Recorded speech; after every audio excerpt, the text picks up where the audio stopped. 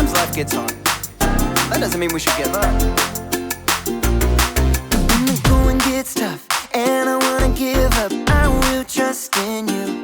'Cause you're always gonna lead, always gonna lead, always gonna lead me through. When I'm feeling overwhelmed and almost wanna quit, I will not give in.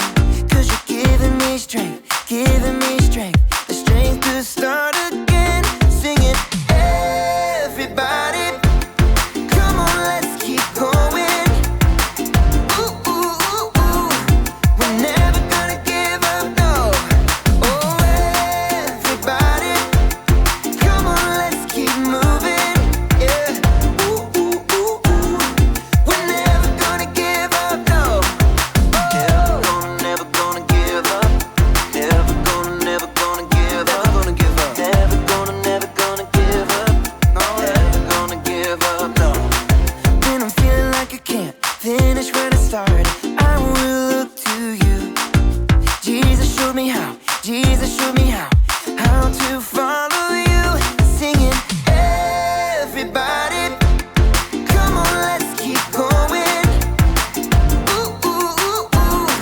We're never gonna give up, no. Oh, everybody, come on, let's keep moving. Yeah. Ooh, ooh, ooh, ooh. We're never gonna give up, no. Never gonna give up. Never gonna give up. Never gonna give up. Never gonna give up, no. Never gonna give up. Never gonna give up. Never gonna give up. Never gonna give up, no. Everybody, come on, let's keep going. Ooh, ooh, ooh, ooh. We're never gonna give up, no. Oh, everybody, come on, let's keep moving. Yeah. Ooh, ooh, ooh, ooh. We're never gonna give up, no. Never gonna give up. Never gonna give up. Never gonna give up. Never gonna give up. Never gonna give up, no. Never gonna give up. Never gonna give up. Never gonna give up. Never gonna give up, no.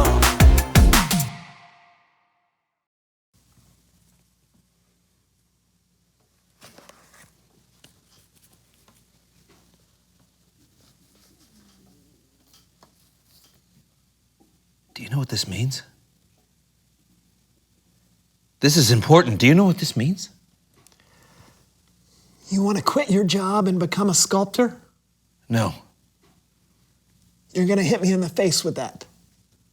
No. This mountain shape reminds you of a close encounter you had with visitors from another planet, and just looking at it makes you want to somehow, some way, find your way back to that place so that your mind can finally be at peace. No. It means I like mashed potatoes a lot. Oh. And also the second thing.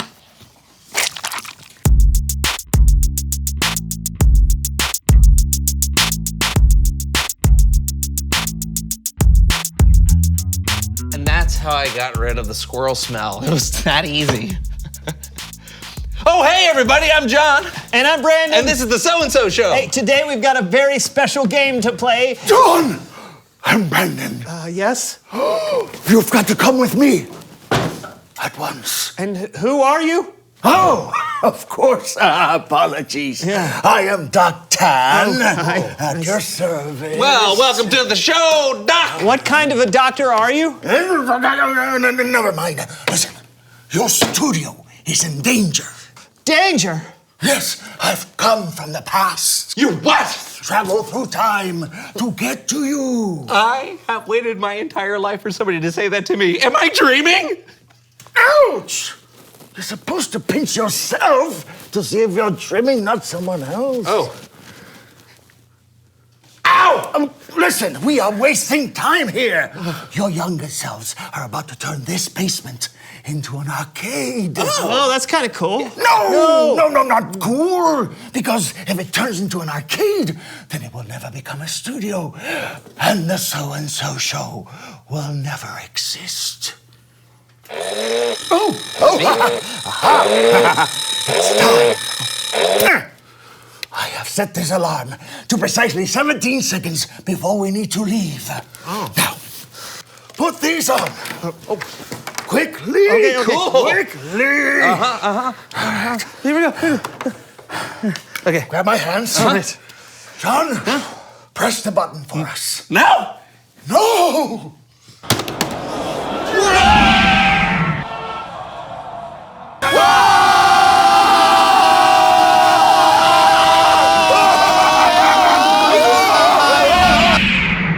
The John and Brandon Show, episode 1, take 1, marker. Okay, go. You're supposed to say action. Oh, I didn't know that. Action. Not now, John. We've already ruined this take. Oh, so start over? Yeah, here, let me do it.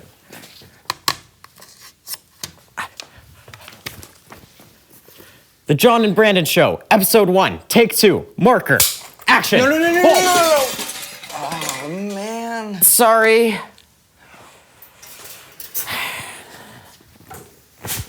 What are we doing, Brandon? We don't know anything about making a show. I know, but I thought it would be fun to make your basement into a studio. Yeah, but it's too hard. Let's try something else, something easy. Like an arcade? Like an arcade.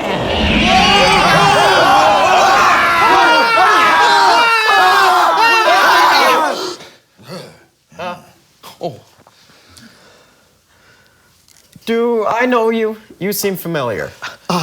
Yes, I am. How do I explain this without altering the entire course of my life? It's you, your future self, all grown up. See? The hairline, the baggy eyes, the wrinkly lips. Okay, I'm not that old, but he's right, kid. I am you. Cool. Super cool. So what happens? Do I become an astronaut, an actor, an underwater drummer? Oh, I totally forgot about underwater drumming. No. But you know what? I really don't want to tell you everything that happens because if I do, it'll ruin half the fun of your journey. Let's just say that this basement comes in real handy. Ah, the arcade. I knew that was a good idea. Actually, not the arcade. A studio. Nah, we already tried that. It's too hard. Oh, well, hey, at least you tried. Yeah. No, hold on. You can't give up on something just because it's hard. You've got to keep going. Yeah, because there are things that happen to you in the future that you don't know about yet. Yeah, like if you don't keep going, then you're gonna miss out on some of the greatest things that have ever happened to you. Like you'll get to spend all this time hanging out with your best friend, and you get to meet a lot of exciting new people and play games and learn about God. I don't know. Yeah, he's right. Well, I guess we could give it one more try. Oh, yeah. And we could put a desk right here and sit behind it like real show hosts. Yeah, and you know what? You could really make a difference in the world, and you couldn't do that if you played in an arcade all day. We don't really know how to make a real show. We haven't known how to do that for 5 years. But hey, listen. Remember what our great Uncle Spaghetti Todd used to say? Yeah. You don't have to unravel the whole bowl of noodles before you eat. Yeah, right. Sometimes you just gotta go for it. Yeah, let's do it. Close enough. You did it! We did it! You saved the studio!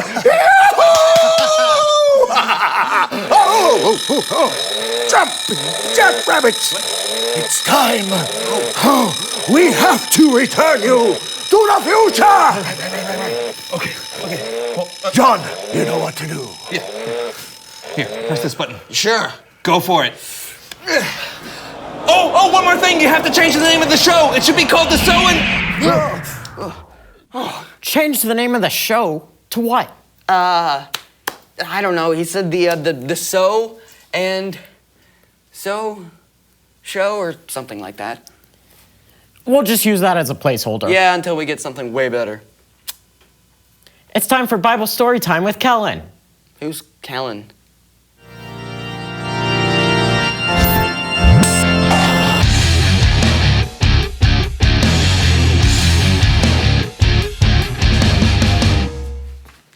Hey guys, listen, unfortunately something has come up and I can't be with you all today, but don't worry, everything's fine. And I don't want to leave you all high and dry. So I asked my good friend Cameron and he's gonna take over for me today. All right, take it away, Cameron. Hey, how's it going? Oh, it's going good. Yeah, we just time traveled and saved the show, so pretty good day. What about you, Cameron? Just getting ready for another awesome Bible story. You guys ready? Absolutely. Today, we're learning more about Joseph, whose story is written down in the book of Genesis. Joseph was born into a big family. He had 10 older brothers. His father, Jacob, loved Joseph more than his brothers and treated him extra special. He gave Joseph a beautiful, expensive coat with many colors. Joseph had dreams that one day, his older brothers would bow down to him. So his brothers became angry and jealous of Joseph. One day they teamed up against him, took him away and sold him into slavery to some traders headed for Egypt. Joseph's brothers let their father believe Joseph had been eaten by a wild animal. While he was enslaved, Joseph was accused of something that he didn't do, and he was thrown into prison. Joseph spent years in prison, forgotten and alone. One person who forgot about Joseph was the Egyptian King Pharaoh's chief wine taster. He'd been in prison with Joseph, and Joseph had told him what his dreams meant. But when the wine taster went back to work for the Pharaoh, he forgot all about Joseph until 2 years later. Pharaoh himself wanted someone to tell him what his dreams meant. The wine taster finally remembered, and so Joseph was brought to Pharaoh. Joseph, I've heard that when you hear a dream, you can explain it. I can't do it, but God will give Pharaoh the answer he wants. Pharaoh told Joseph his dreams, one about cows and one about grain. And with God's help, Joseph told Pharaoh what his dreams meant. God has shown you what will happen. 7 good years with plenty of food are coming, but then 7 years without enough food will follow. Pharaoh should look for a wise, understanding man to take charge and store some of the food in the good years so there will be food to use later. God has made all this known to you? I'm putting you in charge of the whole land of Egypt. Pharaoh gave Joseph the royal ring that he was wearing.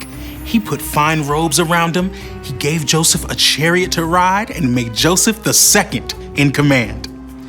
Joseph traveled all throughout Egypt and helped to store grain during the 7 plentiful years. Then, the 7 years of famine, when the land didn't produce any food, began. The famine stretched to all the surrounding lands too. And everyone who was hungry came to Joseph to buy food, including Joseph's brothers. His 10 older brothers traveled from their homeland far away. They bowed down to him just like Joseph dreamed they would. Joseph recognized his brothers, but they did not recognize him, so he pretended to be a stranger. Where do you come from? The land of Canaan. We've come to buy food. You are spies! No, sir. We are all brothers. We've come to buy food. Joseph didn't reveal himself, but he gave his brothers food. And he told them that if they ever came back, they had to bring their youngest brother, Benjamin. When they ran out of food again, they brought Benjamin back to Egypt, this time to Joseph's own house. When he saw his brother Benjamin, Joseph could no longer keep his secret hidden. I am your brother, Joseph, who you sold into Egypt. Don't be upset, and don't be angry with yourselves because you sold me here. God sent me ahead of you to save many lives. He made me like a father to Pharaoh and a ruler of Egypt. Now, go back to my father and tell him everything. Then Joseph hugged each of his brothers and cried over them. Pharaoh set aside the best land in Egypt for Joseph's family. Joseph was finally reunited with his father, and Joseph was able to provide for all his family. Joseph had some very hard times. It would have been easy for him to give up, but he held on, and God worked out even the worst circumstances for good. In the end, Joseph forgave his brothers and saved their lives. Even when Joseph couldn't see it, God was with Joseph. Joseph could only see his story in parts while he was living it. God could see the bigger story.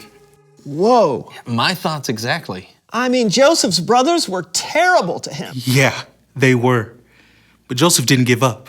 God was able to make something good come out of something bad. You know, God's pretty amazing at turning things around. Totally.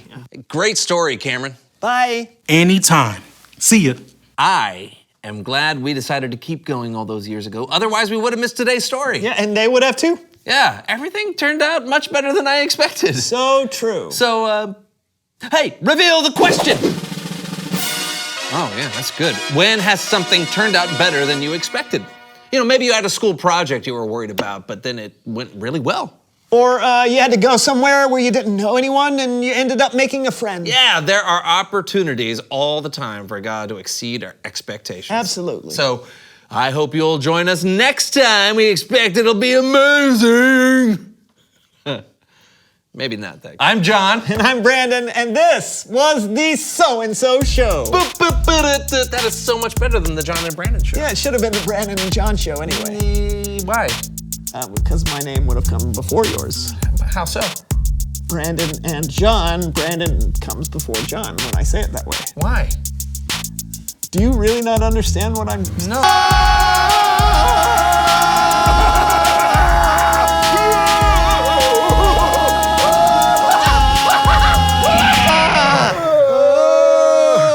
Hey.